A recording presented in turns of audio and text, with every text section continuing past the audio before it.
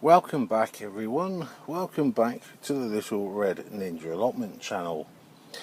Well, before I start today's video, I thought I'd share with you my second lot of cropping of tomatoes. And some of them are from my experiment tomato plants. And as you can see, they are fantastic. They will go down very well for a bolognese sauce, all of them. Some of them are slightly light in colour, but a few of them, like that one and that one and that one, are a blush colour, so that is their final colour. Might be slightly darker, but I'm quite happy with those. But in today's video is about planting those things there, my potatoes, for a late crop, and also have a look at the hop plant behind the polytunnel, as well as a few other things as well. And I've got a few announcements to make soon, and that might be in the video, it might be in my next one. But let's crack on with today's video. And I hope you liked the short videos that I showed in the week, or possibly just the one. I can't remember, I'm doing so many at the moment, I can't keep up. But let's crack on. Well, I thought I'd show you my hop plant first of all, and here it is. It's attached itself to my leaf mould bin, which is alright, and it's even attached itself, well, climbed I would say, and there's quite a lot of fronds on here. And if I go in close, like there, just giving them a feel to see if they are ready. I would say probably about another couple of weeks and they'll be ready for picking. And the telltale sign of how you know when a hop plant is ready to be harvested is a lot of the fruits, or a lot of the flowers, go very pointy. I'm trying to find one that is, and well, no, I can't find one at the moment. But yeah, this is my hop plant, and I'll show you the size it was at the beginning of the growing season, because I've got another one as well that's ready to go in the ground, but that won't be going in just yet. But I'm looking forward to harvesting all these. It's going to be an absolutely fantastic crop to make some beer. But I might not just use it for beer, I might just let it dry out and use it for my compost bins, because it's very good for a compost. Very good indeed. Every single bit of that plant you can compost, especially the hops itself. But that is my hop plant. I hope you like it, and I'll be back in a couple of weeks to harvest it, and I'll show you how I harvest my hops.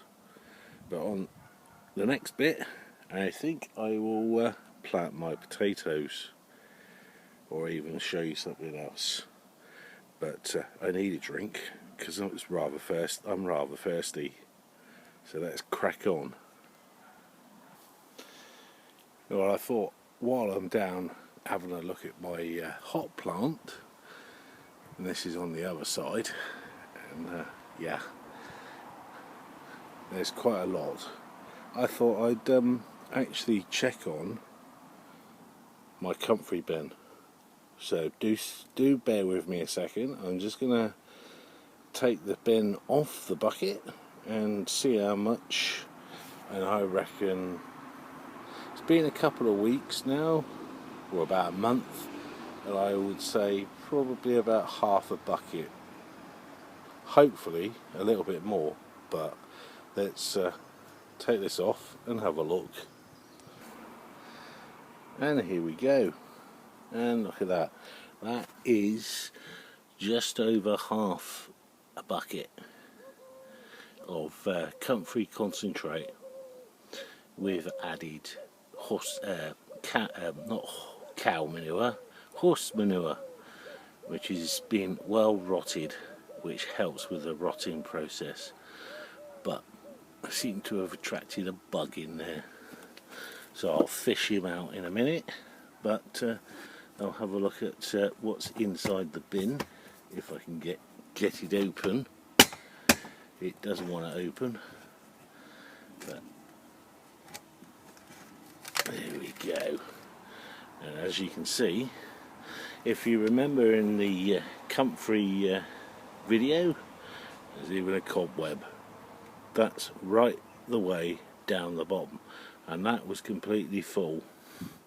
If you haven't seen my comfrey concentrate video, I'll put a link in the description below so you can have a look at it and how I do my concentrate.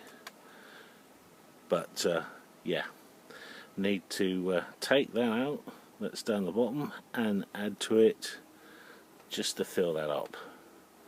It's very slow, but I don't mind that because I've got plenty of comfrey juice. So let's get on with the rest of the video. And there's a little trick that I'll show you, and it's to do with my squashes. So let's go up and have a look before I plant on my potatoes. Here we go with the little trick with my squash plants. And as you can see, they are romping away like I showed you in the previous video. Well, one of the previous videos anyway. But my little trick, which I sometimes use on the plants, is you find the end of your squash plant, which one is there, but looking at the size of squash, I don't think I need to.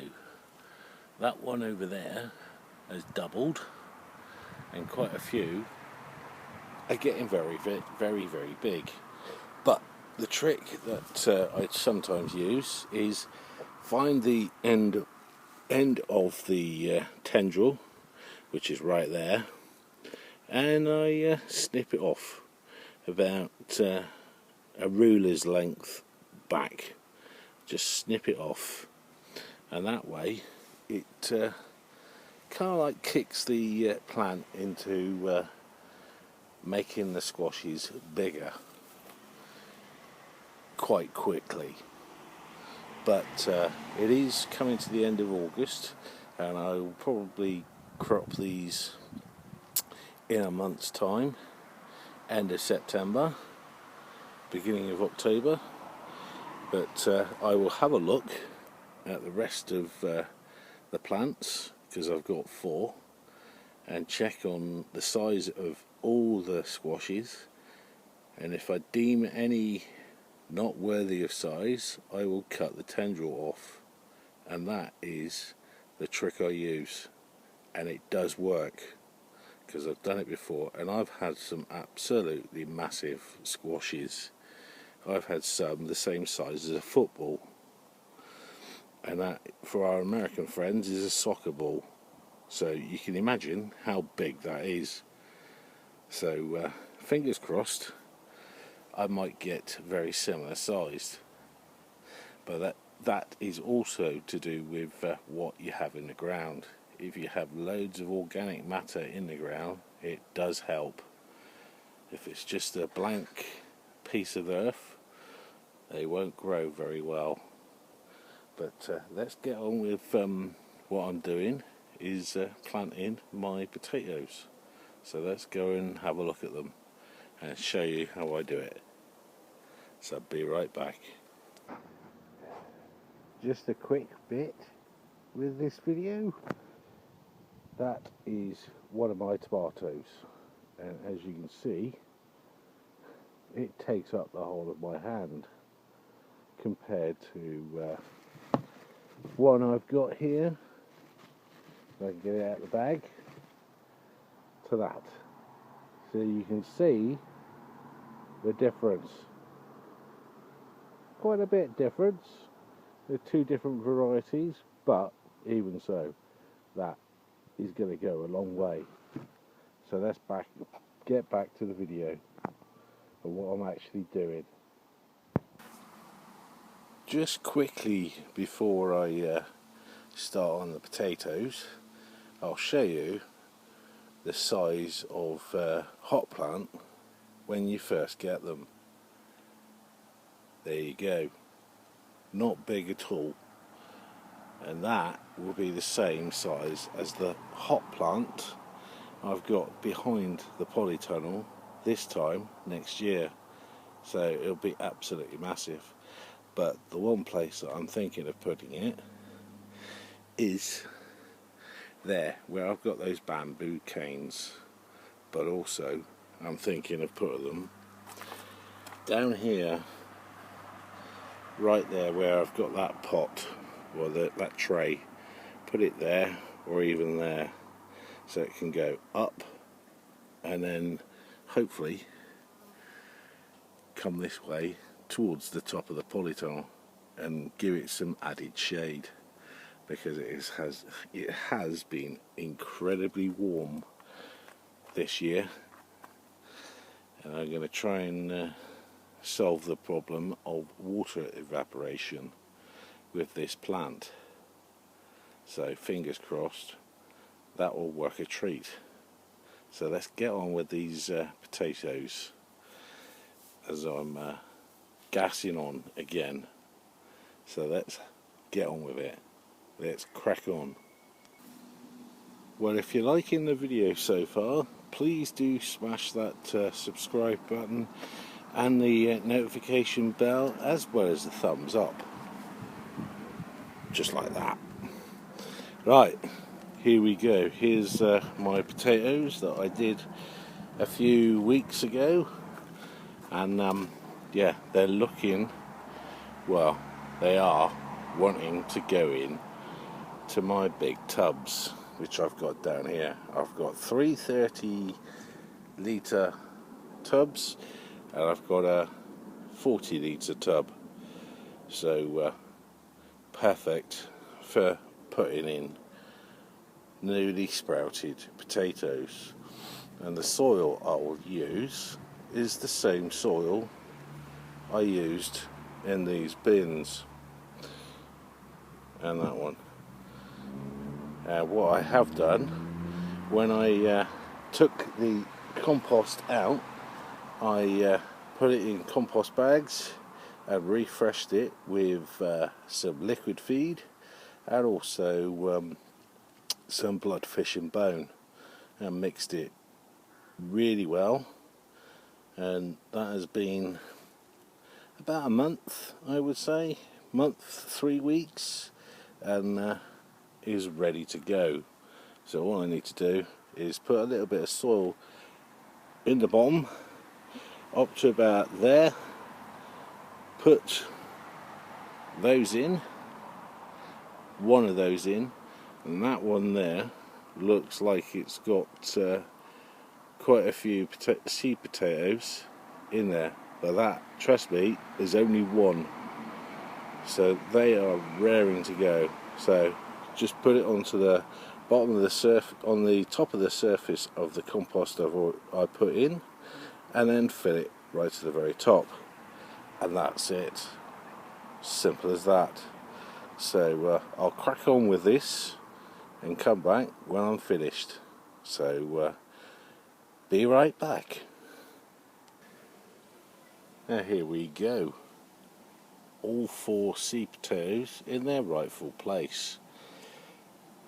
Looking very healthy, and hopefully within a week or so will double in size. Foliage, that is. not the seed potato itself, but with the weather we have been having, hopefully it'll be double the size in probably about a week's time. So fingers crossed. But yeah, that is how I do it.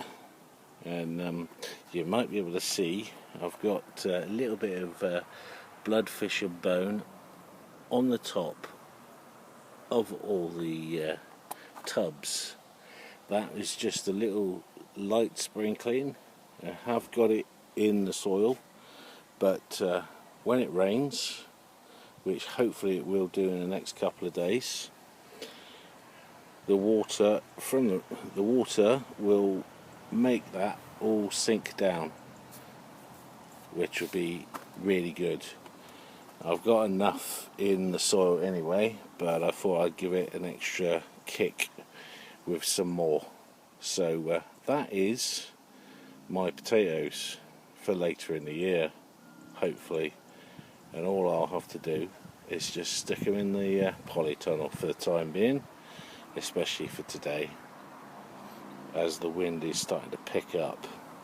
But this is Paul from the Little Red Ninja Allotment channel. In the next video it will be a catch up with some of my tomatoes. I might even do a carrot reveal from my vertical pallet, and also check on a few other things as well. But in the meantime, look after yourself, keep picking, planting and sowing, and enjoying your veg, that, or even your fruit as well, especially if you've got apple trees.